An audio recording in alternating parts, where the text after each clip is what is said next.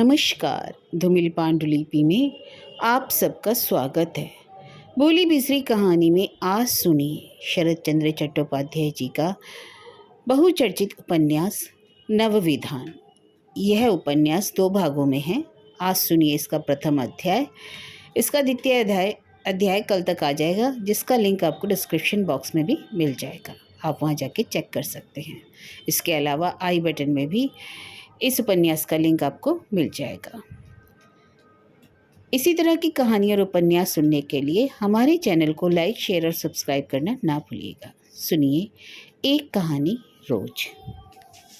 शैलेश्वर घोषाल की स्त्री का देहांत हो जाने के बाद पुनः गृहस्थी बसाने की सूचना अगर मित्र मंडली में ना पहुंचती और उन्हें विशेष रूप से शर्म से संकुचित ना होना पड़ता, तो इस कहानी का रंग रूप बदलकर कैसे और क्या हो जाता, इसका अंदाज लगाना कठिन है। शैलेश्वर कलकत्ता के एक सुप्रसिद्ध कॉलेज में दर्शन शास्त्र के अध्यापक थे। उनके पास विलायती डिग्री है, 800 रुपये मासिक वेतन, अवस्था 32 वर्ष हो चुकी है। 5 महीने हुए 9 वर्ष का एक लड़का छोड़कर उनकी स्त्री इस संसार से सदा के लिए विदा हो चुकी। कलकत्ता के पटलडांगा नामक मोहल्ले में पैतृक भवन है। घर में एक लड़के के सिवा बेहरा, बावर्ची, साइस, कोचवान आदि कुल मिलाकर 7-8 नौकर थे। एक प्रकार से ये नौकर चाकर ही इनके घर के सदस्य थे। पहले फिर से विवाह करने की इच्छा शैलेश्वर बाबू की नहीं थी। ऐसा होना स्वाभाविक ही था। बाद में इच्छा हो गई, इसमें भी कोई नवीनता नहीं थी। अभी हाल ही में इस बात का पता चला कि भवानीपुर के भूपेंद्र बनर्जी की मझली कन्या ने मैट्रिकुलेशन पास कर लिया है। साथ ही वह सुंदर भी है।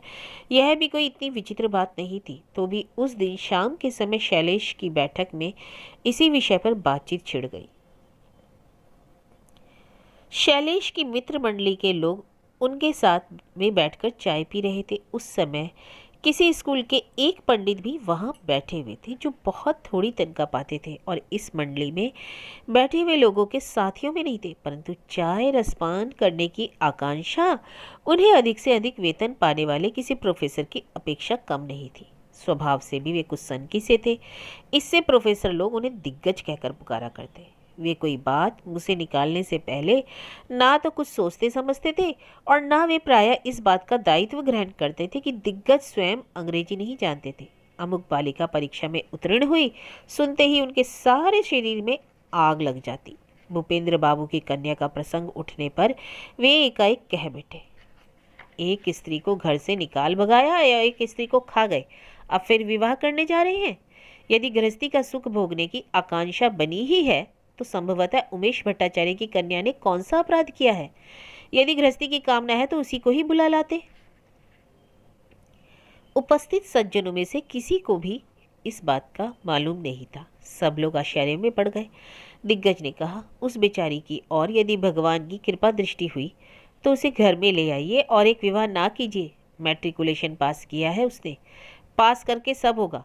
क्रोध के मारे उनकी दोनों आंखें लाल हो गई। स्वयं शैलेश्वर ने भी किसी प्रकार अपने क्रोध को शांत करके कहा, अजी दिग्गज दिग्गज क्या कहे, वह तो पगली है। कोई किसी को पागल कहता है तब दिग्गज के क्रोध की सीमा ही नहीं रहती। क्रोध के मारे व्याकुल होकर वे कठोर शब्द में बोले, पागल तो सभी हैं, लोग तो मुझे भी पागल कहते हैं, परंतु उनके कहने से क्या मैं पागल हो गया हूँ। सभी ठहाका मारकर हंस पड़े, किंतु इस हंसी के कारण मामला दबा नहीं रहा। लोगों की हंसी रुकने पर शैलेश ने लज्जित होकर घटना का विवरण सुनाया और कहा, मेरे जीवन की यह एक बहुत दुस्समय घटना है। विलायत जाने से पहले ही मेरा विवाह हो गया था। ससुर से किसी विषय पर पिताजी का बड़ा गहरा झगड़ा हो गया। इसके अलावा दिमाग खराब होने के कारण पिताजी मेरी स्त्री को घर पे भी नहीं रख सके। इंग्लैंड से लौट आने के बाद मैंने फिर उसे नहीं देखा। इतना कहकर शैलेश ने जरा सा हंसने का प्रयत्न किया, फिर बोले, अजी दिग्गज बुद्धिमान, यदि वास्तव में उसका दिमाग खराब ना होता तो उसके मायके वाले क्या कम से कम एक बार भी यहाँ भेजने का प्रयत्न ना करते। मैंने आपको कभी चाय की पार्टी में गैर हाजिर तो नहीं देखा, परंतु यदि वह कहीं सचमुच आ गई तो फिर चाय पीने की आशा मत रखना। गंगा जल छिड़ककर और गोबर से लीप कर घर को शुद्ध करने के साथ ही झाड़ू मारकर वह घर से बाहर कर देगी। यह नोटिस तुम लोगों को पहले से ही जताए देता हूँ। दिग्गज जोर देकर बोले, कभी नहीं, इस बातचीत में किसी ने भी योगदान नहीं दिया। इसके बाद ये बातें जब समाप्त हो गई तब लोगों ने यह समझा अब रात हो रही है कहकर सब के सब उठ खड़े हुए। प्रायः इसी समय प्रतिदिन ही सभा भंग हुआ करती थी और आज भी हुई, लेकिन आज लोग ना जाने कैसे खिन्न होकर उठे। चलते समय सभी के मुख पर एक विषाद की छाया थी। वह छाया आज किसी के चेहरे पर से दूर नहीं होना चाहती थी। शैलेश को यह बात मालूम हो गई थी। मित्रों ने मेरे तीसरे विवाह के प्रस्ताव का अनुमोदन नहीं किया, बल्कि मुँह से कुछ बोले बिना ही मेरा तिरस्कार करके वे सब चले गए। इस संबंध में एक और जहाँ दुख की सीमा न रही, वहाँ उन्हें बड़ी लज्जा का भी अनुभव हुआ। अब उन्हें किसी को मुंह दिखाना भी मानो भारी हो उठा। 18 वर्ष की उम्र में जब शैलेश का पहला विवाह हुआ तब उनकी स्त्री उषा की उम्र केवल 11 वर्ष की थी। लड़की देखने में बहुत ही सुंदर थी, इसलिए कालीपद बाबू अल्प मूल्य पर ही पुत्र का विक्रय करने पर सहमत हो गए थे। किंतु उस लेन देन के संबंध में ही शैलेश के विलायत चले जाने पर दोनों संबंधियों में घोर मनोमालिन्य हो उठा। ससुर ने एक प्रकार से जोर करके ही बहू को उसके पिता के घर भेज दिया। इससे विलायत से लौटकर आ जाने पर भी शैलेश ने स्वेच्छा से अपनी स्त्री को बुला ले आने की कोई उद्यम ही नहीं किया। उन्हें इच्छा भी नहीं हुई। उधर कन्या के पिता उमेश तर्कालंकार भी बहुत ही अभिमानी प्रवृत्ति के व्यक्ति थे। ब्राह्मण अपनी कन्या के सम्मान का विसर्जन करके उसे ससुराल भेजने पर किसी प्रकार राजी भी नहीं हुए। शैलेश जब प्रवास में थे तब उन्हें सारी घटना मालूम हो गई। उस समय उन्होंने सोचा था कि मेरे घर पहुंचने के बाद ही सब कुछ ठीक ठाक हो जाएगा, परंतु विलायत में 4 वर्ष बीत जाने के बाद जब वे लौटकर घर आ गए तो उनके स्वभाव और प्रवृत्ति में परिवर्तन हो गया। अतएव शैलेश की जब अन्य एक विलायती अदब कायदा जानने वाली विलायत रिटर्न विदुषी से विवाह की बात चली तब चुपचाप उन्होंने अपनी स्वीकृति दे दी। इस बात को काफ़ी दिन बीत चुके। शैलेश के पिता कालीपद बाबू का देहांत हो चुका था। वृद्ध तर्कालंकार महोदय भी स्वर्गवासी हो चुके। इतने दिनों तक शैलेश को उनके यहाँ का कोई भी समाचार नहीं मिला। ऐसी बात नहीं थी, वह अपने भाइयों के परिवार में है। जब तब पूजा पाठ और गंगा जल तथा गोबर लेकर रात दिन लगी रहती है। उसकी पतिव्रता की सनक ही उसके भाइयों तक को परेशान कर देती है। उनमें से कोई भी ऐसी बात नहीं है जिसे जानकर वे सुखी होते। संतोष की बात केवल इतनी ही थी कि ऐसे स्वभाव की स्त्रियों के चरित्र में लोग दोष नहीं देते। यदि कोई दोष देता है तो उसके कारण शैलेश को कितना कलेश होता यह कहना कठिन है, परंतु उसके संबंध में लेश मात्र भी अकृति की बात कहीं से भी आज तक सुनने को नहीं आई। शैलेश बाबू ने मन में सोचा, मैं अब भूपेंद्र बाबू की सुशिक्षित कन्या का आशा का प्रत्याग ही कर दूं तो क्या इससे काम बन जाएगा। कुसंस्कार के बीच पली हुई एक 25-26 वर्ष की स्त्री को देहात से लाकर यदि मैं अपनी गृहस्थी का भार उसे सौंप दूं तो मेरे इतने दिनों की जो गृहस्थी है उसका हाल दक्ष के यज्ञ का सा हो जाएगा, इसमें जरा संदेह नहीं। खासकर सौमेंद्र के लिए खासी परेशानी हो जाएगी। एक बालक की जननी ही मेरे समस्त दुर्भाग्य का मूल है, तब वह मेरे इस एकमात्र पुत्र को किस तरह विदेश की दृष्टि से देखेगी, उसके साथ कैसा दुर्व्यवहार करेगी। यह सोचकर उसका मन शंका से भर गया। शैलेश की बहन विभा का मकान श्याम बाजार में था। उसके पिता बैरिस्टर थे। शैलेश ने फिर सोचा, सौमेंद्र वहाँ से ठीक रहेगा, लेकिन चिरकाल के लिए तो इस प्रकार प्रबंध नहीं किया जा सकता। दिग्गज पंडित को थप्पड़ लगाते लगाते मुंह लाल कर देने की इच्छा हो रही थी। शैलेश इन दिग्गज पंडित को कितने दिनों से चाय पिलाते आ रहे हैं, कितने बिस्कुट खिला दिए और उसका सबका बदला इस रूप में लिया। असल में शैलेश आदमी वास्तव में बुरे नहीं थे, परंतु वे बहुत ही दुर्बल प्रवृत्ति के मनुष्य थे। इसलिए वास्तव में उन्हें जो कुछ लज्जा आती थी उससे कहीं अधिक मात्रा में वे लोगों के सामने लज्जा का अनुभव किया करते। विद्या के अभिमान के साथ ही उन्हें इस बात का भी अभिमान था कि जानबूझकर वह किसी के साथ अन्याय अथवा अनुचित व्यवहार नहीं कर सकते। उन्होंने यह बात भली भांति जान ली कि उसके संबंध में उनकी मित्र मंडली के लोग मुंह से चाहे भले ही उनसे कुछ ना कहें, किंतु हृदय से वे लोग उनको बराबर अपराधी ही ठहराते रहेंगे। ऐसी अवस्था में यह अख्याति सहन करना सही नहीं।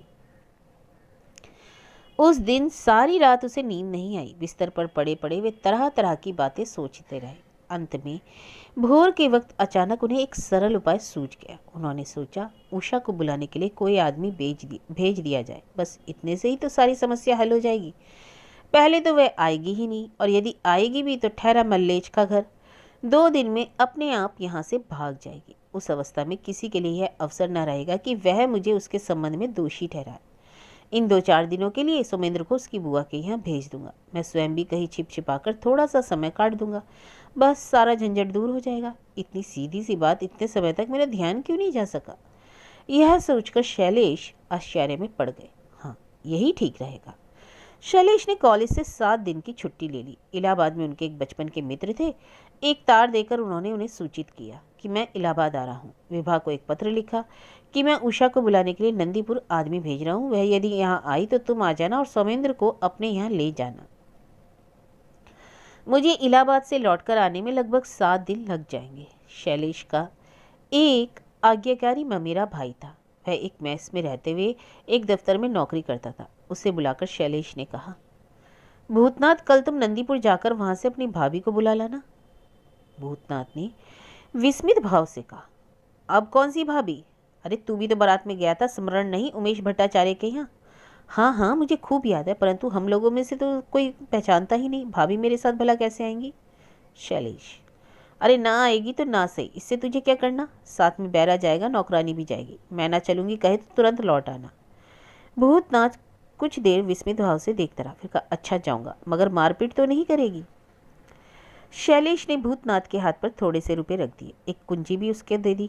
बाद में वे बोले, आज रात्रि की ट्रेन से ही मैं इलाहाबाद जा रहा हूँ, 7 दिन के बाद लौटूंगा। तुम्हारी भाभी यदि आ जाए तो उसे यह कुंजी देकर अलमारी दिखा देना। गृहस्थी के खर्च की रकम उसमें है, 1 महीना चलना चाहिए।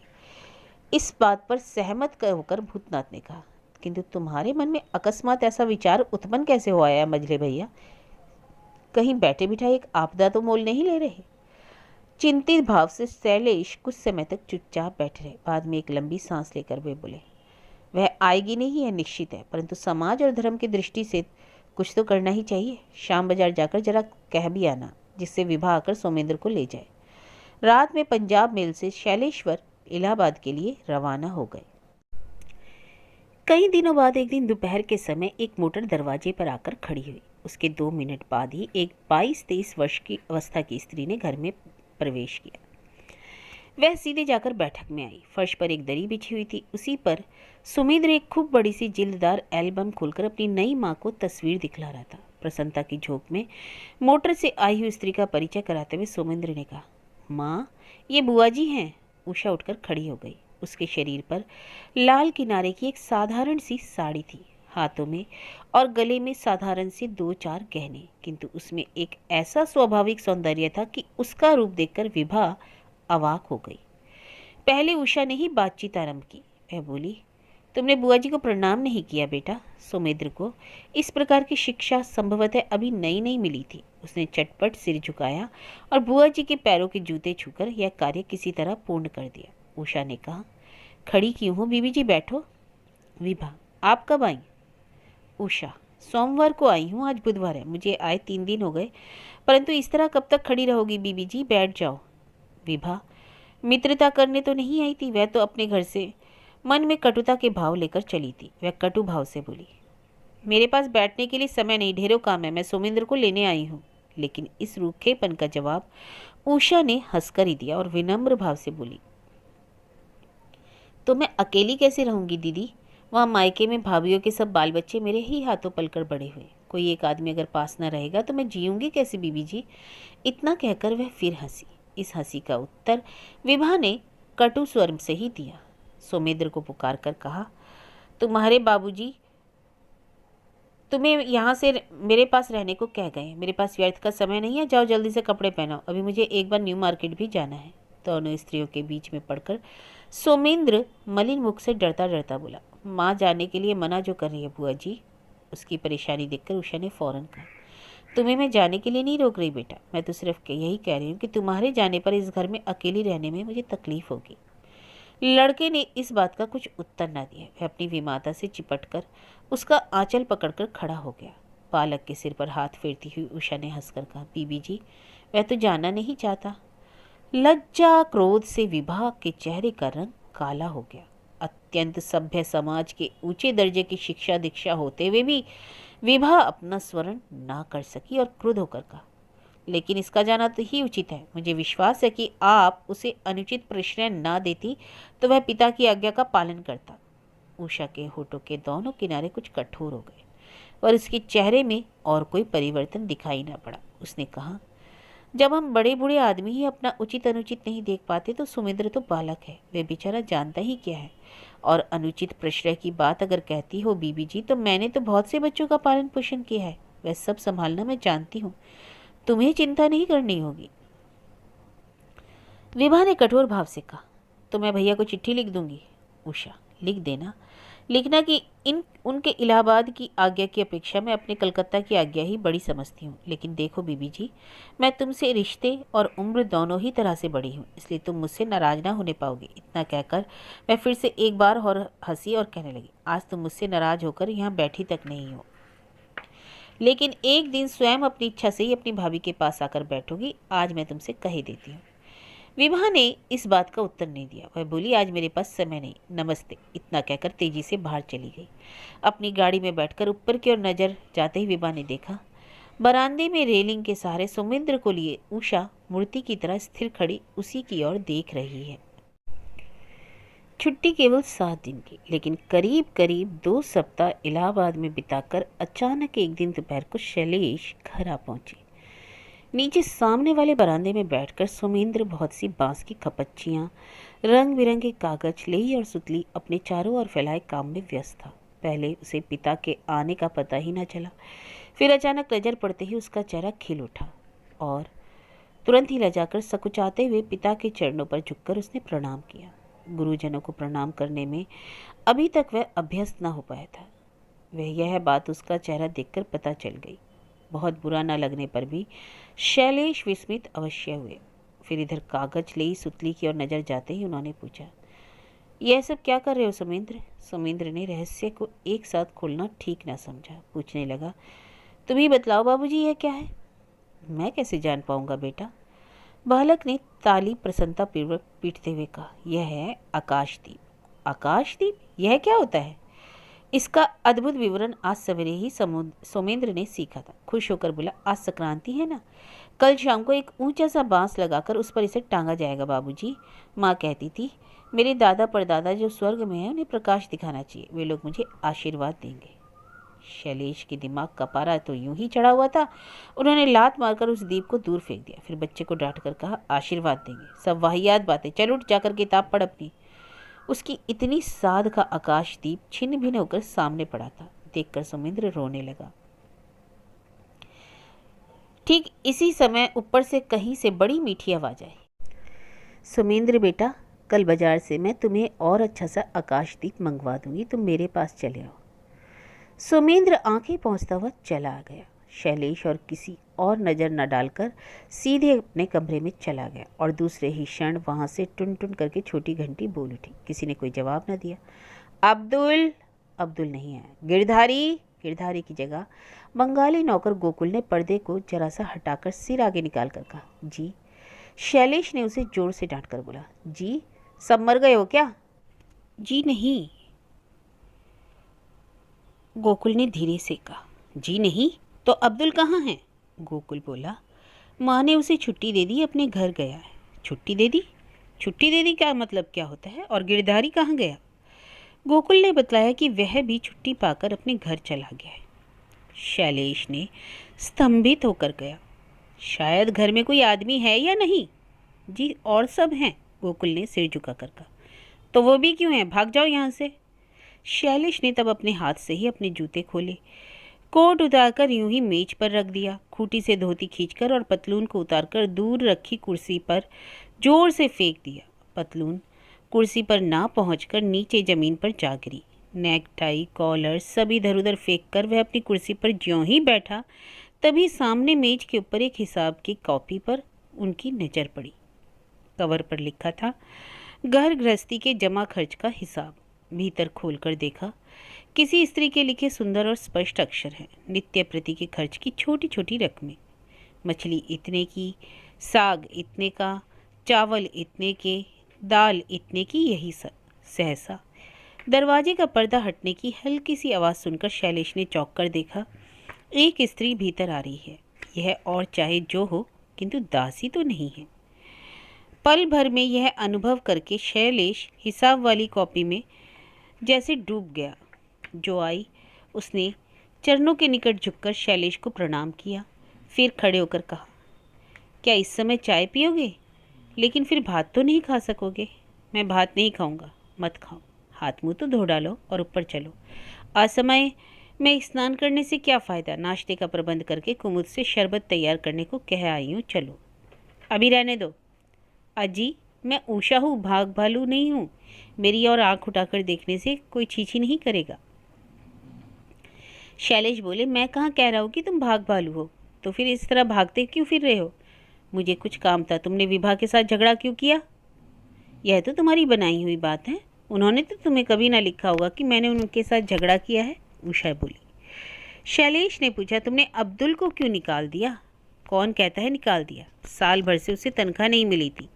वह यहाँ से जाने के लिए छटपटा रहा था। मैंने साल भर की तनख्वाह चुकाकर उसे छुट्टी दे दी। शैलेश ने विस्मय से कहा, सब चुकता कर दिया तब तो आने से रहा, और गिरधारी क्यों चला गया? उषा, यह तो बड़ा अन्याय है कि नौकरों चाकरों को तनख्वाह ना देकर अटका कर रखो। आखिर क्यों? उन बेचारों के घर द्वार नहीं है क्या? गृहस्थी नहीं है? मैंने तो उसे भी तनख्वाह देकर छोड़ दिया। शैलेश, बहुत अच्छा किया।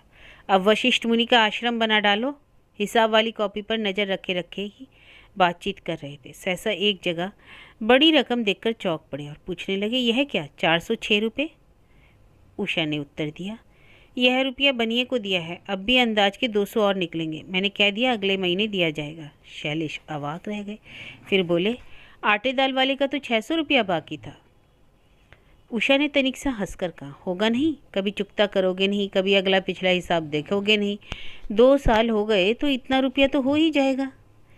इतनी देर बाद शैलेश ने मुंह उठाकर देखा और कहा, तुमने क्या इन 2 सालों का पूरा हिसाब देख लिया?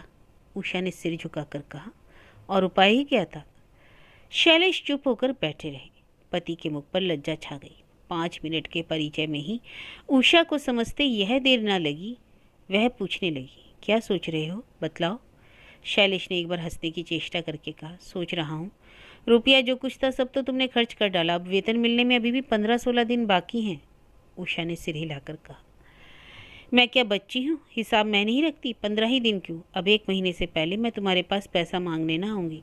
लेकिन क्या हालत तुमने कर रखी है, कहो तो भला। दूध वाला कहता था उसके करीब 150 बाकी हैं, धोबी को देने हैं 50 रुपये से भी ऊपर, और दर्जी का कितना देना है यह तो वही जाने। मैंने हिसाब मंगवाया है। शैलेश ने भयभीत होकर क्या क्या कह रही हो? वे लोग तो शायद 1000 के ऊपर उधार बताएंगे, पर कहाँ से दोगी? उषा ने निश्चिंत भाव से कहा, एक साथ ही सब दे सकूंगी ऐसा तो मैंने नहीं कहा। मैं धीरे धीरे 3-4 महीने में सब निपटा दूंगी, और तो किसी से कुछ उधार नहीं लिया। देखो, मुझसे छिपाना मत। घड़ी भर शैलेश उसके मुख पर नज़र जमाए रहे। अंत में धीरे धीरे बोले, पिछली साल गर्मियों की छुट्टी में शिमला गया था। उस समय एक आदमी से हैंड नोट पर 2000 रुपये उधार लिए। उसमें से सूद तक का 1 रुपया नहीं दे सका हूँ अभी तक। गाल पर हाथ रखकर उषा ने कहा, तुमने तो गजब कर डाला। किंतु पल भर के बाद ही हंस पड़ी और फिर बोली, मैं समझती हूँ कि तुम्हारे कारण 1 वर्ष से पहले मैं ऋण मुक्त ना हो पाऊंगी। अच्छा, और तो किसी को कुछ नहीं देना ना? शैलेश ने कहा, और तो शायद किसी को कुछ नहीं है, थोड़ा बहुत हो तो हो भी सकता है, परंतु मैंने तो यही सोच रखा था कि इस जन्म में तो मैं ऋण मुक्त ही ना हो सकूंगा। उषा, तो क्या कभी सचमुच सोचते हो? शैलेश, मैं सोचता नहीं। कितने दिन तो आधी आधी रात को निद्रा भंग हो जाती है, जैसे दम घुट रहा हो। वेतन से तो निर्वाह होता ही नहीं।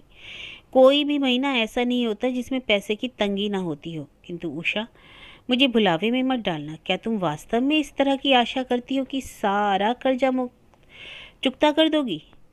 उषा के नेत्रों के कोने में अचानक आंसू आ गए। जिस स्वामी को आधा घंटा पहले पहचानती तक नहीं थी, कहने पर कोई अतियुक्ति ना होती, उन्हीं के लिए उसने अपने हृदय में आज वास्तविक रूप से वेदना अनुभव की। किंतु हंसकर वह बोली, तुम भी अच्छे आदमी हो। गृहस्थी का नियमित खर्च चलाते चलाते ही तुम ऋणी हो गए हो। भला वह ऋण चुकता ना करना होगा? किंतु तुम्हारे ऊपर कौन सा इतना बड़ा ऋण लदा हुआ है जो कभी चुकता ही नहीं किया जा सकता? यह थोड़ी सी रकम चुकता कर देने में भला मुझे कितने दिन लगेंगे?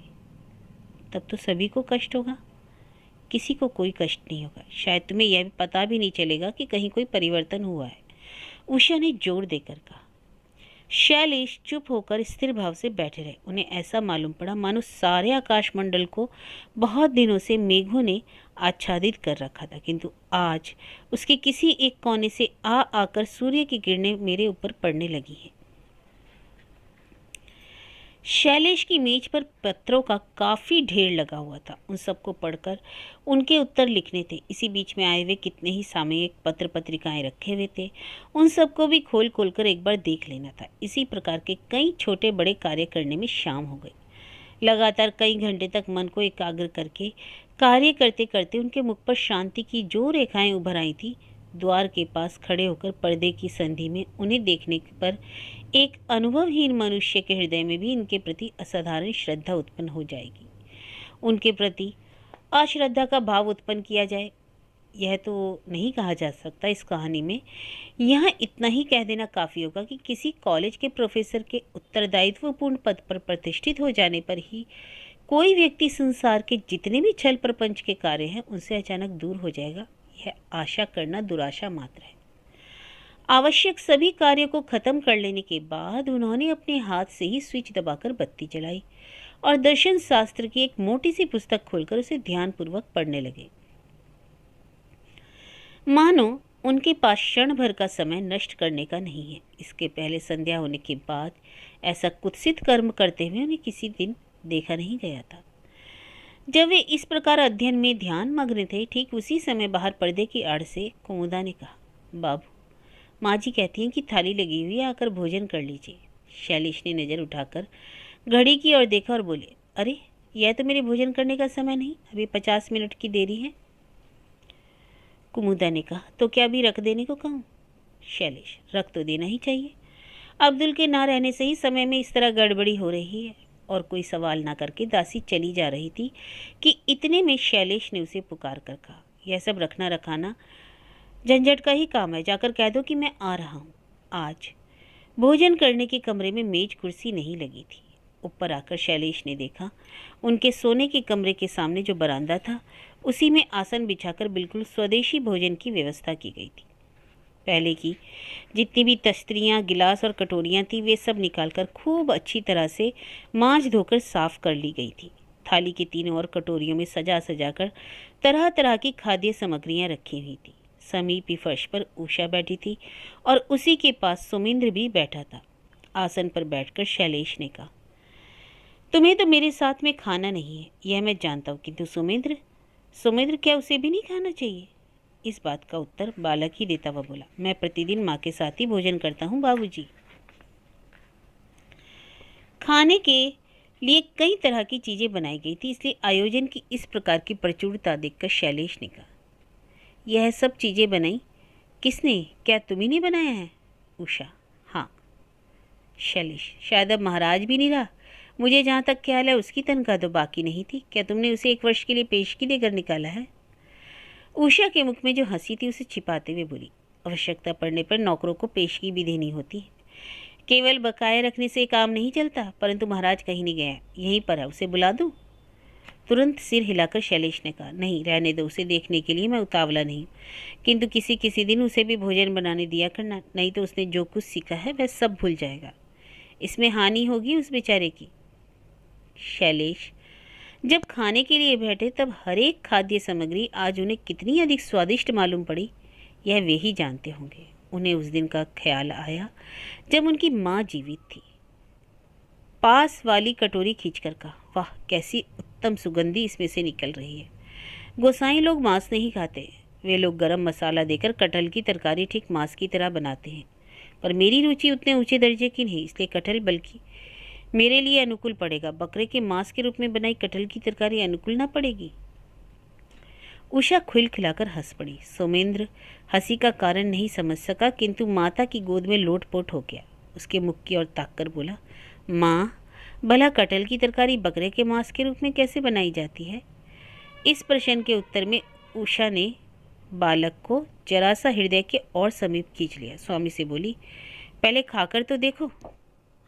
मांस का एक टुकड़ा मुंह में डालकर शैलेश ने कहा, नहीं, यह कटहल की तरकारी नहीं है, 4 पैर वाले बकरे का मांस ही है। कितनी उत्तमता के साथ यह बनाया गया है। परंतु इतनी अच्छी तरह से बनाना तुमने कैसे सीखा? उषा का चेहरा प्रसन्नता से खिल उठा। वह बोली, खाना बनाना क्या तुम्हारे अब्दुल को ही आता है? मेरे पिताजी सिद्धेश्वरी के पुजारी थे। क्या तुम समझते हो कि मैं गोसाई के घर से आई हूँ? शैलेश ने कहा, इस कटोरी को कि चीज पेट में डाल लेने के बाद किसमें इतनी सामर्थ्य है कि वह इस तरह की बात कह सके? किंतु मेरे यहाँ सिद्धेश्वरी है नहीं। क्या मुझे इस तरह की बढ़िया चीज रोज मिलती रहेगी? उषा ने कहा, कमी किस बात की है जिसके कारण ना मिल सकेगी, जरा बताओ तो। शैलेश, अब्दुल के चले जाने का शोक भूलने का साधन तो उपस्थित हो गया, परंतु कर्ज। कुछ रोष का भाव प्रकट करती हुई उषा बोली, क्या मैंने तुमसे यह कहा है कि मैं स्वामी और पुत्र का पेट काट कर कर्ज चुकता करूंगी? कर्ज के संबंध की बात तुम कभी जुबान पर नहीं लाओगे, यह तुमसे कह ही देती हूँ। शैलेश, इसके लिए तुम्हें कुछ कहना ना होगा। मेरा ऐसा स्वभाव नहीं कि मैं कर्ज की बात मुंह पर आने दूं। किंतु कोई बात नहीं। खाने पीने के कारण तुम कर्जदार तो नहीं हुए हो? उषा ने कहा, तो फिर किस कारण से इतना कर्जदार हो गया हूँ उषा, यह भी नहीं जानता। उषा ने उत्तर दिया, यह जानने की तुम्हें कोई आवश्यकता नहीं है। दया करके केवल इतना ही करना कि पगली कहकर फिर कभी निकाल ना देना। शैलेश अब कुछ ना बोल सके। वे मुंह नीचा किए भोजन करते रहे। सौमित्र ने कहा, भोजन करने चलो ना माँ। कल वाली जटायु पक्षी की कहानी आज तुम्हें समाप्त करनी है। जटायु के लड़के ने फिर क्या किया बताना होगा। शैलेश ने मुख उठाकर कहा, जटायु के लड़के ने जो किया हो या क्या किया, पर यह लड़का तो तुमसे बिल्कुल हिल मिल गया है। उषा कुछ बोली नहीं। वह चुपचाप बालक के मस्तक पर हाथ फेरती रही। शैलेश, इसका कारण क्या है तुम जानती हो? उषा ने कहा, कारण क्या हो सकता है? माँ नहीं है, जरा सा बच्चा ठहरा घर में अकेला रहता है, यह तो है। किंतु माँ के भी जीवन काल में इतना आदर यह संभवतः कभी नहीं पा सका। उषा के सारे मुखमंडल पर लालिमा दौड़ गई और आग्रहपूर्वक बोली, तुम्हें तो बस एक ही बात की धुन है। और थोड़ा सा मांस ले आने को कहूँ? खाना चाहते हो? ना हो तो ना सही, किंतु तुम्हें मेरी सौगंध है, ये दोनों मिठाइयाँ छोड़कर मत उठो। सारे दिन के बाद खाने बैठे हो, जरा यह भी तो सोचो।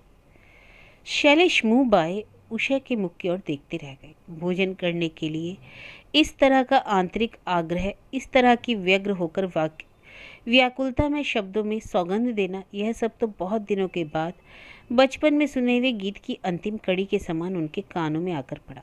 वह स्वयं भी तो अपनी माता के एकमात्र पुत्र हैं। आज उन स्मृतियों के उदित हो आने के कारण उनका हृदय उद्वेलित हो उठा। मिठाइयाँ छोड़कर उठने की शक्ति ही न रह गई। थोड़ी मिठाई मुंह में डालकर धीरे धीरे उन्होंने कहा, उषा, मैं कभी किसी भी विषय में कोई हिसाब किताब ना करूँगा। यह सब भार तुम्हारे ही ऊपर पूरी तरह से छोड़कर मैं निश्चिंत हो जाना चाहता हूँ। यह कहकर वे उठ खड़े हुए। एक सप्ताह कब और कैसे बीत गया शैलेश को इसका पता तक ना चला और दूसरा रविवार आ गया। सवेरे उठते ही उषा बोली, तुमसे रोज कह रही हूँ, मेरी बात सुनते नहीं हो। आज बीबी जी के यहाँ हुआ, जरा विचार तो करके देखो क्या कहती होंगी। तुम क्या मेरे साथ उनका झगड़ा ही कराना चाहते हो? शैलेश ने मन ही मन बहुत लज्जित होकर कहा, कॉलेज का काम इतना है कि। उषा बोली, सो सब जानती हूँ। कॉलेज से लौटते समय भी क्या एक बार उधर नहीं जा सकते? लेकिन मैं कितना थका मांदा होता हूँ, तुम क्या जानो। तुम्हें तो लड़के नहीं पढ़ाने पड़ते। उषा ने जरा हंसकर कहा, तुम्हारे पैरों पड़ो, आज उनके यहाँ जरूर चले जाओ। रविवार को भी लड़कों को पढ़ाने की बात कहोगे तो फिर बीबी जी इस जीवन में मेरा मुंह ना देखेंगी। इतना कहकर सईस को बुलाकर गाड़ी तैयार करने की आज्ञा देकर कहा, मालिक को शाम बाजार पहुंचाकर सीधे यहीं लौट आओ, मुझे गाड़ी की ज़रूरत पड़ेगी। शैलेश चलने लगे तो उन्होंने लड़के को भी साथ ले जाना चाहा, पर सोमेंद्र माँ से जाकर लिपट गया और ना जाने कैसा मुंह करके खड़ा हो गया। बुआ जी के पास जाने के लिए वह कभी तैयार नहीं होता था। खास तौर से उस दिन की बात याद करके उसके भय का तो ठिकाना ही ना रहा था। उषा ने लड़के को गोद में खींचकर हंसते हुए कहा, इसे रहने दो, यह फिर कभी हो आएगा। शैलेश ने कहा, विभा के घर यह जाना नहीं चाहता, तुम्हें मालूम हो गया शायद। तुमको देखकर ही कुछ अंदाज कर लिया, कहकर होठों में हंसी दबाए सोमेंद्र को लेकर ऊपर चली गई। स्नान तथा भोजन आदि से निबटकर शाम बाजार से घर लौटते लौटते शैलेश को 2:30 बज गया। उधर से विभा, बहनोई, क्षेत्रमोहन और उनकी 17-18 साल की कुंवारी बहन भी साथ आई। शैलेश की विभा को साथ लाने की इच्छा न थी, वह अपनी इच्छा से ही आई थी। उषा के विरुद्ध उसकी बहुत सी शिकायत थी, केवल भाई को ही खरी खोटी बातें सुनाकर उसको संतोष ना हुआ। यहाँ आकर इतने आदमियों के सामने अनेक तरह के तर्क वितर्कों में डालकर गंवई देहात की कुशिक्षिता वधु को अपदस्थ या अपमानित करने के विचार से वह आई थी। जिस समय भाई उसके यहाँ पहुंचे, उसी समय से वह बराबर अनेक कटु और कठिन शिकायतों के साथ यही बात सिद्ध करने पर तुल गई थी कि इतने दिनों के बाद इस औरत को बुला लेने में बड़ी भयंकर भूल हो गई है। इतना ही नहीं, इस घटना से स्वर्गीय पिता का भी एक प्रकार से भारी अपमान किया गया है। जिस स्त्री को स्वर्गीय पिता त्यागने को विवश हो गए थे, उसी को फिर में से घर में लाया गया। आखिर किस लिए? समाज के सामने, नाते रिश्तेदारों के सामने, जिसका अपना कहकर परिचय नहीं दिया जा सकता, कहीं भी किसी भी सामाजिक काम काज में जिसे साथ लेकर जा नहीं सकते, और इतना ही क्यों, जिसे भाभी कहकर पुकारने में भी शर्म लगती है, ग्लानि होती है, उसी को साथ लेकर अब दुनिया के आगे विभा कैसे अपना मुंह दिखाएगी? क्षेत्र मोहन ने अपरिचित उषा का पक्ष लेकर कुछ कहना चाहा तो उनकी पत्नी विभा ने धमका दिया। बेचारे चुप ही रहे। विभा ने गुस्से में से कहा, भैया समझते होंगे कि मुझे कुछ भी नहीं मालूम, लेकिन मैं सब खबर रखती हूँ। घर में पैर रखते ही जमाने के खानसामा अब्दुल को निकाल बाहर किया। मुसलमान था इसलिए ना, गिरधारी को अलग कर दिया। छोटी जात का था इसलिए। अरे जिसे जात पात का इतना विचार है, उसके साथ इन लोगों की नहीं निभ सकती। मैं तो ऐसी बहू को एक दिन के लिए भी अपनाने को तैयार नहीं, चाहे कितनी ही नाराज क्यों ना हो। यह व्यंग किसके लिए किया गया सभी समझ गए। शैलेश ने धीरे धीरे कहना शुरू किया, ऐसी बात तो नहीं है, दोनों नौकर अपने अपने घर जाने को अधीर हो रहे थे इसलिए। विभा ने भाई के मुंह पर तत्काल जवाब दिया, भाभी के ज़माने में तो ये नौकर कभी घर जाने को अधीर न हुए, केवल इनके घर में पैर रखते ही बेचारे जान लेकर भागे। इस बात का शैलेश अब क्या उत्तर देते? विभा बोली, वो चले गए, लौट कर नहीं आएंगे, जानती हूँ, लेकिन घर को तो धर्मशाला बनाकर रखा नहीं जाएगा। समाज में और हमारे साथ, हमें समाज में रहना है, देखभाल करके और आदमी रख लो ना, लोग क्या कहेंगे? शैलेश, काम ना चलेगा तो रखने ही पड़ेंगे। विभा बोली, किस तरह चल रहा है तुम ही जानो, हम तो यही सोच भी नहीं सकते। इतना कहकर कपड़े बदलने के लिए जाती जाती बोली, बाप के घर पर बिना गए रहा नहीं जाता, लेकिन मालूम होता है वहाँ पहुँचने पर एक प्याला चाय भी ना मिलेगी। क्षेत्र मोहन इतनी देर से चुपचाप बैठे थे। भाई बहन के झगड़े में पड़ना नहीं चाहते थे, पर अब रहा नहीं गया। बोले, वहाँ जाकर देख तो लो, चाय अगर ना मिले तो फिर कुछ कहना। विभा ने कहा, सब देखा हुआ। पहले ही दिन उसका रंग ढंग देखकर सब समझ गई थी। कहते कहते वह चली गई। विभा की यह शिकायत बिल्कुल ही सच नहीं थी। वास्तव में उस दिन समझने बूझने के लिए ना तो उसके पास समय ही था और ना ही मन की वैसी अवस्था, पर इन दोनों आदमियों को इसका ज्ञान ना था। क्षेत्र मोहन कहने लगे, आखिर बात क्या है शैलेश? नौकर चाकर अलग करके अब वैष्णव वैरागी होकर रहोगे क्या? आजकल खाते क्या हो? शैलेश ने कहा, दाल भात पूरी तरकारी। गले से उतर जाता है? नहीं, गले में अटकता भी नहीं है, इतना तो सच है। क्षेत्र मोहन ने हंसकर कहा, यह तो मैं जानता हूँ, और गले में यह सब चीज़ें अटकती हों ऐसी बात भी नहीं, लेकिन मज़े की बात यह है, इस बात को हम लोगों के बीच स्वीकार नहीं किया जा सकता। तुम क्या अब बराबर इसी तरह चलाए जाओगे? यही निश्चय किया है? घड़ी भर शैलेश मौन रहे, फिर उन्होंने कहा, सुनो भाई, असल में निश्चय मैंने स्वयं कुछ नहीं किया, करने का भार भी उन्होंने मेरे ऊपर भी नहीं दिया। मैंने केवल इतना ही निश्चय कर रखा है कि उनकी इच्छा से अब उनकी घर गृहस्थी के प्रबंध व्यवस्था में मैं हाथ ना लगाऊंगा। क्षेत्र मोहन ने दरवाजे की ओर देखकर धीरे से कहा, धीरे बोलो, धीरे। यह बात अगर तुम्हारी बहन के कानों में पड़ गई तो खैर नहीं, यह मैं कह देता हूँ। शैलेश, इधर से खैर ना भी हो, लेकिन दूसरी तरफ मेरी खैर जान तो छूटी। आमदनी से खर्च ज़्यादा है, कम से कम इस चिंता से मेरा छुटकारा अवश्य हो गया। तुमसे क्या कहूँ, दिन रात 24 घंटे केवल रुपयों की ही चिंता रहती थी। महीने के 15 दिन बीतते न बीतते चिंता हो जाती थी कि अब ये बाकी 15 दिन कैसे कटेंगे, पर उसका कोई विचार अब तक दिल में नहीं आता। मेरी जान बची भाई, पैसा उधार लेने अब इधर उधर ना भागना पड़ेगा। जितने रुपए मुझे महीने में मिलते हैं उतने से मज़े में गुजर हो सकती है। इस रहस्य का पता उनसे मुझे मिल गया। क्षेत्र मोहन, क्या कहते हो? रुपयों की परेशानी अकेले तुम्ही को है क्या? मैं जो गले तक डूबा हूँ, इसकी कुछ खबर है? शैलेश कहते गए, इलाहाबाद भागते समय पूरी महीने भर की तनख्वाह अलमारी में रख गया था। जाते समय कह भी गया था कि इसी से पूरा महीना चलना चाहिए, लेकिन इससे पहले तो कभी चला ही नहीं था। सोमेंद्र की माँ जिंदा थी उस समय भी नहीं, और उसके मर जाने पर मेरे हाथों भी नहीं। सोचा था उषा के हाथों में रुपया पैसा देकर भय दिखाकर भी अगर काम चलवा सका तो वो यही काफ़ी है। जिन नौकरों को निकालने की बात कहकर विभा नाराज हो रही है, उन लोगों को सचमुच मुसलमान और छोटी जात होने की वजह से निकाला गया, यह तो मुझे ठीक ठाक पता नहीं, लेकिन इतना जरूर जानता हूँ कि जाते समय वे लोग एक एक साल की पिछली तनख्वाह लेकर अत्यंत प्रसन्न होकर अपने घर गए हैं। बनिए की दुकान का बकाया 400 रुपया दे दिया गया है, और भी इस तरह के छोटे मोटे तरह तरह के सारे कर्जे निपटाकर एक छोटी सी कॉपी में कौड़ी कौड़ी का हिसाब लिखा देखकर मैंने डरते डरते पूछा कि तुमने यह क्या गजब कर डाला उषा, आधा महीना बाकी पड़ा है, अब कैसे काम चलेगा। जवाब में सुना कि मैं अबोध बच्ची नहीं, आधा महीना बाकी है मुझे भी मालूम है। खाने पीने की कोई तकलीफ तो आज तक उनके हाथों मैंने तिल भर भी नहीं पाई। भाई दाल भाती मेरे लिए अमृत है। दर्जी का बिल, कपड़े का बिल, हैंड नोट का ऋण, यह सब निपट जाए तो समझो मैं बच गया। क्षेत्रमोहन कुछ कहना चाहते थे कि सामने से स्त्री को आता देखकर चुप हो गए। मोटर सामने आ खड़ी हुई तो सब लोग उसमें जा बैठे। रास्ते भर क्षेत्रमोहन अन्य मनसक रहे, किसी को कोई बात जान पड़ता है उनके कानों में नहीं गई। थोड़ी देर में शैलेश बहनोई के यहाँ सभी को साथ लेकर अपने घर वापस आ गए। सबसे पहले दिखाई दिया सोमेंद्र।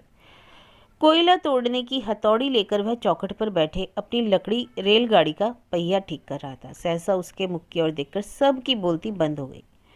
सोमेंद्र के माथे पर, गालों पर, ठोड़ी पर, सीने पर, बाहों पर, यानी पूरा का पूरा धड़ चित्र विचित्र हो गया था। गंगा घाट के उड़िया पंडा ने सफ़ेद लाल पीले रंगों से अपने प्रदेशों के जगन्नाथ जी से शुरू करके उत्तर प्रदेश के राम सीता सब प्रकार के देवी देवताओं के असंख्य नाम सोमेंद्र के शरीर पर छाप दिए थे। विभा ने व्यंग भरी मुस्कुराहट होठों पर लाकर कहा, बड़े सुंदर लग रहे हो बेटा, जीते रहो। शैलेश की मानो किसी ने बहन बहनोई के आगे गर्दन काट दी। वह सदा से ही शांत स्वभाव का है, किसी भी कारण से हाय तौबा या हंगामा मचाना उन्हें नहीं आता, लेकिन बहन की यह अत्यंत कटु उत्तेजना उनके लिए असहनीय हो उठी। तड़ाक से लड़के के गाल पर एक थप्पड़ मारकर उन्होंने कहा, पाजी शैतान, कहाँ से यह सब कर लाया, कहाँ गया था बोल। सोमेंद्र ने रोते रोते जो कुछ कहा उससे पता चला कि आज सवेरे वह माँ के साथ गंगा नहाने गया था। शैलेश ने उसकी गर्दन में धक्का देकर उसी में कहा, जा साबुन लगाकर धो डाल, जा जल्दी। सभी लोग उसके बाहर वाले कमरे में आकर बैठ गए। भाई बहन दोनों के चेहरे काफ़ी गंभीर थे। कई मिनट तक किसी के मुंह से कोई बात ना निकली। शैलेश के लज्जित मुंह से यह भाव साफ प्रकट हो गया था कि बात यहाँ तक बढ़ जाएगी इसका उसको स्वप्न में भी गुमान ना था। लेकिन विभा जवान बिना खोले ही मानो बड़े घमंड के साथ कहने लगी, मैं तो यह सब पहले से ही जानती थी, ऐसा तो होना ही चाहिए। बात शुरू की क्षेत्रमोहन ने। उन्होंने हंसकर शैलेश से कहा, तुमने तो एकदम चाय के प्याले में तूफान उठा दिया जी। क्या समझकर तुमने बच्चे को मारा? तुम लोगों के साथ तो चलना फिरना भी मुश्किल है। पति की बात सुनकर विभा आश्चर्य से हदबुद्धि हो गई और उसके मुख की ओर देखकर बोली, चाय के प्याले में तूफान कैसा? तुमने कैसे बच्चों का खेल समझा? अरे आखिर कोई भयानक कांड तो नहीं हुआ, कम से कम इतना तो जरूर मानता हूँ। मतलब बिल्कुल साफ है। आज निश्चय ही कोई गंगा स्नान का योग है। सोमेंद्र साथ गया, साथ साथ नहा भी आया। एक दिन नल के पानी से ना नहाकर गंगा में नहा लिया तो कौन सा महापाप हो जाएगा, मैं तो सोच भी नहीं सकता। विभा ने गुस्से में भरकर पूछा, उसके बाद? क्षेत्रमोहन, उसके बाद की बात साफ है। गंगा किनारे बहुत से उड़िया पंडे रहते हैं। शायद किसी पंडे ने 1-2 पैसा पाने की आशा में बच्चे के शरीर पर चंदन के छापे लगा दिए। इसमें मारपीट करने के लायक क्या बात है? पर इसका परिणाम सोचकर देखा है? विभा ने क्रोध से कहा। क्षेत्रमोहन, परिणाम? परिणाम परिणाम क्या? हाथ मुंह धोने पर आप ही धुल जाएगा, यही परिणाम होगा। विभा, सिर्फ इतना ही? तुम्हारे बाल बच्चे होते तो शायद तुम भी उन्हें ऐसा करने देते ना। क्षेत्रमोहन, मेरे बाल बच्चे नहीं हैं तो उनको लेकर कहना ही बहस ही व्यर्थ है। विभा ने मानो चोट खाकर कहा, बहस बेकार हो सकती है, चंदन भी धुल सकता है, यह मैं जानती हूँ, लेकिन दाग शायद इतनी सरलता से नहीं मिट जाएगा। बालकों के भावी जीवन की दृष्टि में रखकर ही काम करना होता है। आज का यह काम बहुत ही बुरा है, यह मैं 1000 बार कहूँगी, तुम लोग जो चाहे सो कहो। क्षेत्रमोहन ने कहा, तुम लोग नहीं, अकेला मैं। शैलेश ने तो बच्चे को थप्पड़ मारकर और गर्दनियाँ देकर अपनी भूल का प्रायश्चित कर लिया, परंतु मैंने यह आशा नहीं की कि एक अध्यापक वंश की लड़की एक दिन में ही मैम साहब हो जाएगी। सो वह कुछ भी हो, तुम दोनों भाई बहन इसके फलाफल का विचार करो, मैं तो चला। शैलेश चुप बैठे थे। बहनोई के मुख की ओर देखकर बोले, कहाँ जा रहे हो? क्षेत्रमोहन ने कहा, ऊपर। भाभी जी से अपना परिचय कराऊं? मुझसे बोलती है या नहीं, जरा कोशिश तो कर देखूं। इतना कहकर क्षेत्रमोहन और कोई बात न करके कमरे से बाहर होकर ऊपर चले गए। ऊपर पहुंचकर सोने वाले कमरे के दरवाजे से ही पुकार कर बोले, नमस्ते भाभी जी। सिर घुमाकर देखते ही उषा माथे पर थोड़ा सा घूंघट खींचकर खड़ी हो गई। सुमेंद्र पास ही बैठा माँ के काम में हाथ बटा रहा था। बोला, फूफा जी। उषा ने दूर की चौकी दिखाकर धीरे से कहा, बैठिए। उसके सामने 2 अलमारियां खुली पड़ी थी और नीचे फर्श पर तरह तरह के कपड़े, साड़ी, जैकेट, कोट, पतलून, मोजा, टाई और कॉलरों का ढेर पड़ा था। क्षेत्रमोहन ने चौकी पर बैठकर कहा, यह आप क्या कर रही हैं? सोमेंद्र ने कपड़ों की ढेरी में से एक जोड़ा मोजा खींचकर कहा, लो, एक और जोड़ा निकला, सिर्फ इतना ही फटा है, यह देखो माँ। उषा ने बालक के हाथ से मोजा लेकर एक और संभाल कर रख दिया। उसके रखने के ढंग को देखकर क्षेत्रमोहन ने आश्चर्य से कहा, यह क्या अनाथालय की सूची तैयार हो रही है या कूड़ा करकट साफ किया जा रहा है? क्या कर रही हैं, बताइए तो। क्षेत्रमोहन ने सोचा, गंवई गांव की नई बहू उन्हें देखकर लज्जा से सिकुड़ जाएगी, लेकिन उषा के रंग ढंग से ऐसा कुछ भी नहीं दिखाई दिया। उसने आंख उठाकर तो नहीं देखा, किंतु अत्यंत ही सहज भाव से उत्तर दिया, ये सब मरम्मत के लिए भेज दूं, यही सोच रही हूँ। अगर सिर्फ मोजे ही इतने जोड़े हैं कि शायद 10 साल तक और खरीदने की आवश्यकता न पड़ेगी। थोड़ी देर तक क्षेत्रमोहन चुप रहे, फिर बोले, भाभी जी, इस समय यहाँ कोई नहीं है, जल्दी से मेरी एक बात सुन लीजिए। अपनी ननद को देखकर उसके पति के बारे में कुछ गलत धारणा मत कर लीजिएगा। मेरी बाहरी साज सज्जा, आचार विचार देखकर मुझे एकदम साहब मत समझ लें, मैं बिल्कुल बंगाली हूँ। कोई गंगा स्नान कर आया यह सुनकर मुझे उसे मारने की इच्छा नहीं होती, यह बात आपको बता देता हूँ। उषा बैठी रही। क्षेत्रमोहन ने फिर कहा, और भी एक बात अभी एकांत में ही कह देता हूँ। सोमेंद्र के लगे थप्पड़ को अपने पर लगा मानकर बेचारे शैलेश के प्रति अन्याय मत कीजिए। इतना तुच्छ अपदार्थ वह सचमुच ही नहीं है। उषा ने इस बात का भी कोई जवाब नहीं दिया, उसी तरह बैठी रही। क्षेत्रमोहन ने कहा, अब आप अपना काम कीजिए, मेरी वजह से आपका समय व्यर्थ नष्ट ना हो। और कुछ देर चुप रहकर फिर कहा, आपके सुगढ़ हाथों का काम देखकर मैं भी थोड़ी बहुत गृहस्थी का काम काज सीख लूँगा। उषा ने तनिक सा हंसकर कहा, ये सब औरतों के काम सीखने से आपको क्या फ़ायदा? इस बात का जवाब मैं फिर किसी दिन दूंगा, आज नहीं। उषा ने काम करते करते कहा, यह सब तो गरीब, दरिद्रों और दुखियों का काम है, आप जैसे लोगों के लिए क्यों इसकी ज़रूरत पड़ेगी? क्षेत्रमोहन ने एक लंबी सांस खींचकर कहा, भाभी जी, बाहरी तड़क भड़क देखकर अगर आप भी भूल कर बैठें तो फिर हमारे जैसे अभागों की व्यथा समझने वाला इस दुनिया में कोई ना रहेगा। इच्छा होती है कि अपनी छोटी बहन को कुछ दिन के लिए आपके पास छोड़ जाऊं, आपके इस गृह लक्ष्मीपन का कुछ अंश वह अपने साथ ससुराल ले जा सके। उषा चुप रही। क्षेत्रमोहन जाने क्या कहना चाहते थे कि सहसा सीढ़ी में जूतों की आवाज़ सुनकर शीघ्रता से बोले, वे सब ऊपर ही आ रहे हैं शायद।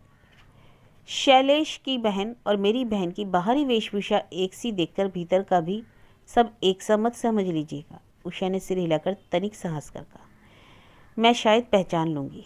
हाँ, शायद निश्चय ही पहचान लेंगी, यह मैं अच्छी तरह से समझता हूँ। सीढ़ी पर जिन लोगों के पैरों की आवाज़ सुनाई दी थी वे थे शैलेश, विभा और उसकी छोटी ननद उमा। शैलेश और विभा ने कमरे में प्रवेश किया। इन दोनों ही के पीछे थी उमा। सब चौखट की ओर बढ़ाने ही के वाले थे कि उसके भाई ने उमा को इशारे से रोकते हुए कहा, उमा, जूते तो उतार कर कमरे में आओ। विभा ने घूमकर अपने पति की ओर देखा। बाद में कुछ आश्चर्य से उसने पूछा, भला जूते क्यों कमरे के बाहर उतारे जाए? हानि क्या है? यहाँ नंगे पैर आने से कांटे तो नहीं चुभ जाएंगे ना ठोकर लगने की आशंका है? विभा, यह तो मैं जानती हूँ, किंतु अचानक जूते खोलने की जरूरत क्यों पड़ गई, केवल यही जानना चाहती हूँ। क्षेत्रमोहन ने कहा, भाभी जी हिंदू विचार की स्त्री हैं, वे देश के पुराने आचार विचार को मानती हैं, साथ ही वे अपने से बड़ी भी हैं, इसलिए उनके कमरे में जूते ना पहनकर ही आना मुझे उचित मालूम पड़ता है।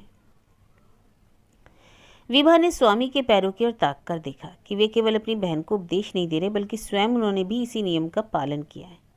विभा के शरीर में आग लग गई। वह बोली, बड़ों के प्रति तुम्हारे हृदय में भक्ति और श्रद्धा तो बहुत अधिक मात्रा में है।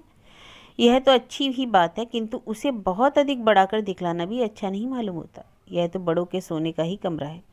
यदि कहीं यह ठाकुर जी को रखने और पूजा करने का कमरा होता, तब तो तुम शायद आज एकदम से गोबर खाकर पवित्र होने के बाद ही इसमें पैर रखते ना।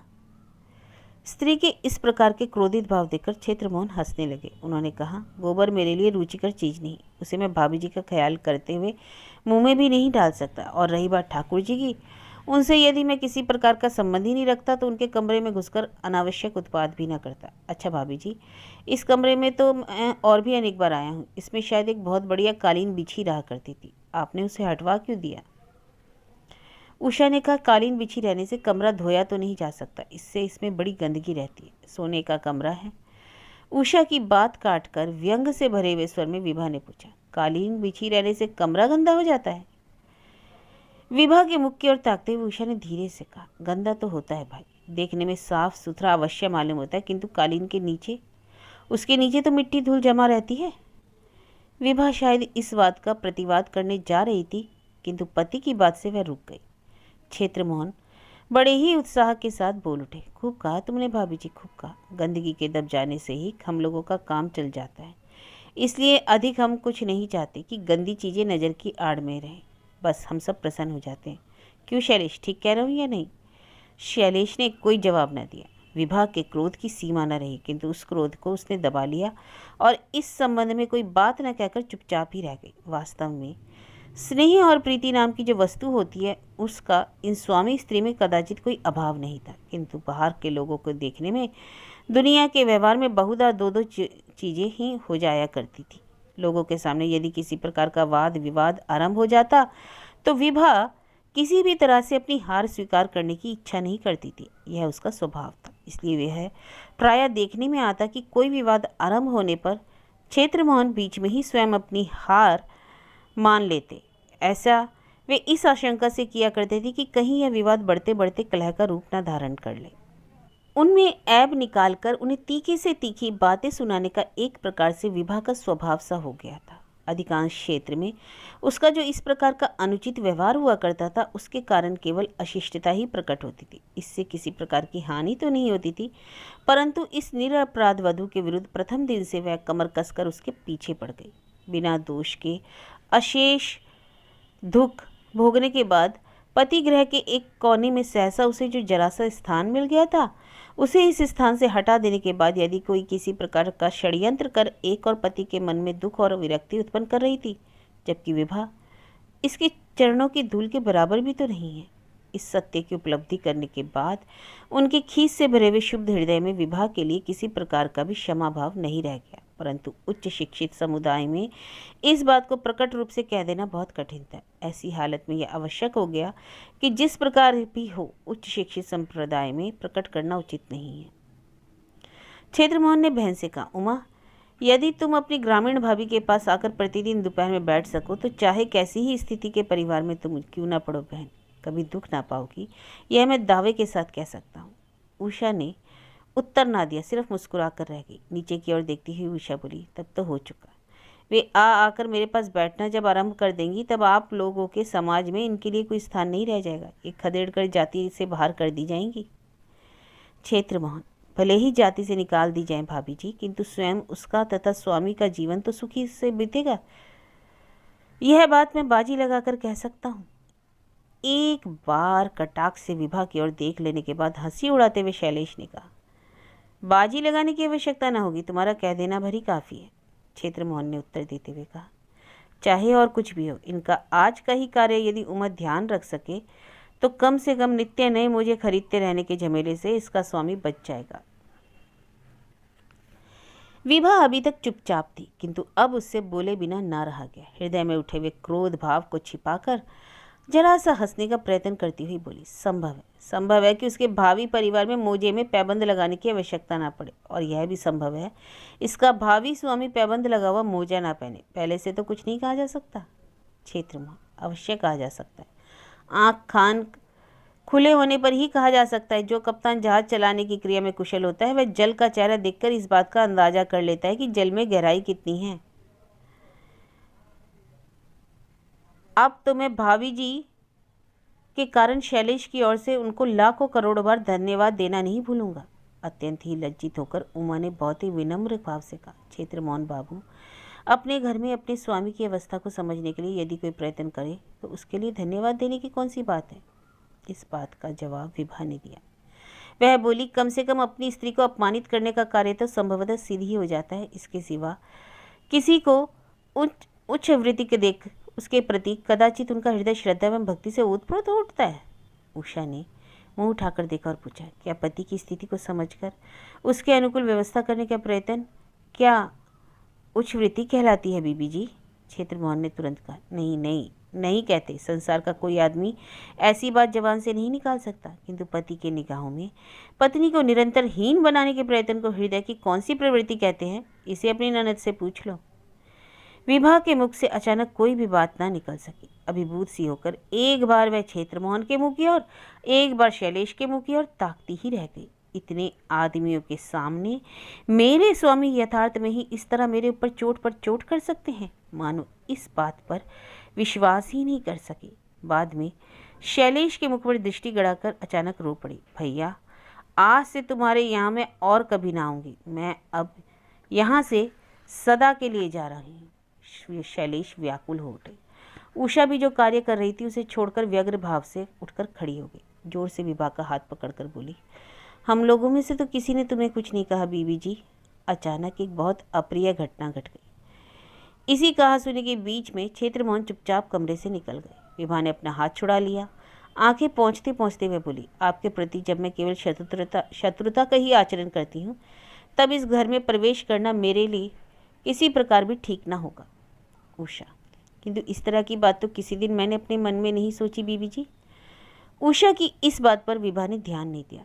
अश्रु विकृत स्वर में कहने लगी, आज वे मुंह पर साफ कह गए, कल संभवतः भैया भी कह डालेंगे। इसलिए तो यही जान पड़ता है कि उनकी इस नई गृहस्थी में अपनी टांग अड़ाना केवल अपमानित होना है। उमा, चलो घर चले। यह कहकर विभा नीचे जाने को तैयार हो गई और बोली, जब मेरी भाभी ही नहीं रही तब घर में पैर रखकर ही मैंने बड़ी भूल की। इस मकान से मेरा जो कुछ संबंध था आज वह टूट गया।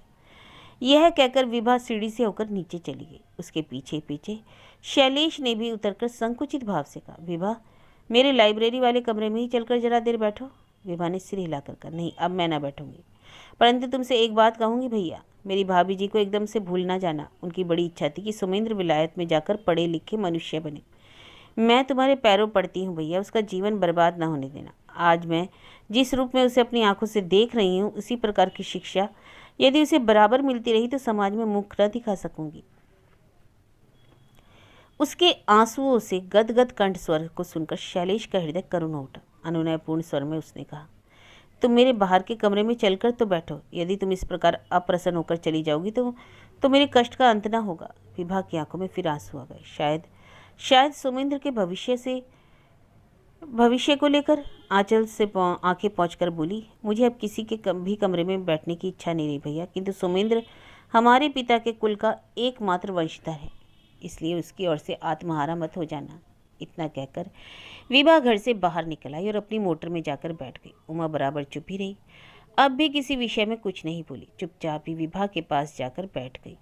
साथ साथ आकर शैलेश अचानक बोल उठे, विभा, अच्छा होगा कि सुमेंद्र को तुम अपने साथ ही लेती जाओ।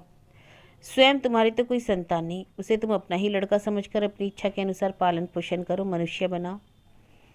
विभा और उमा दोनों ही अधिकाश्चर्य में आकर शैलेश के मुख की ओर देखने लगे। विभा ने कहा, तुम क्यों इस तरह का निरर्थक प्रस्ताव कर रहे हो भैया? यह कार्य तुम न कर सकोगे, मैं तुम्हें ऐसा करने भी न दूंगी। शैलेश ने झटके से कहा, विभा, मैं ऐसा करके ही रहूँगा, इस बात के लिए मैं तुमसे पक्का वायदा कर रहा हूँ। सिर हिलाकर संदेह में स्वर में विभा बोली, यदि कर सके तो अच्छा है, उसे भेज देना। यदि तुम्हारे पास इतने रुपए ना हो कि तुम उसे उच्च शिक्षा देने में समर्थ हो सको, तो मैं इस बात का वचन दे रही हूँ कि उसकी शिक्षा के व्यय का भार आज से मैंने अपने ऊपर लिया।